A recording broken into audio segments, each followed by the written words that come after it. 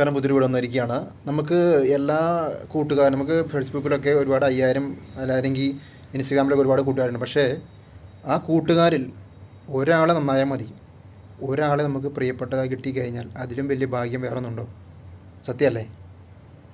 Friends 10,000 ഉണ്ടായിട്ട് കാര്യമില്ല, നമുക്കൊരു പ്രയോജനമില്ലെങ്കിൽ കാര്യമില്ലല്ലോ. ഒന്ന് കമ്മ്യൂണിക്കേറ്റ് ചെയ്യാനോ, ഒന്ന് കോർഡിനേഷൻ ചിലപ്പോൾ വിളിക്കാനോ, ഒന്ന് സുഖമാണോ ചോദിക്കാനോ അതൊന്നും ആരും ഇല്ലെങ്കിൽ. പക്ഷേ ഇതിലെല്ലാം ഉപരി ഒരാൾ നിങ്ങളെ ഇടയ്ക്കിടെ വിളിക്കുകയും സംസാരിക്കുകയും ചെയ്യുന്നുണ്ടെങ്കിൽ, കാര്യം അന്വേഷിക്കുകയും ചെയ്യുന്നുണ്ടെങ്കിൽ ആ ഫ്രണ്ടിനെ ഒരിക്കലും നിങ്ങൾ തള്ളിക്കളയരുത്.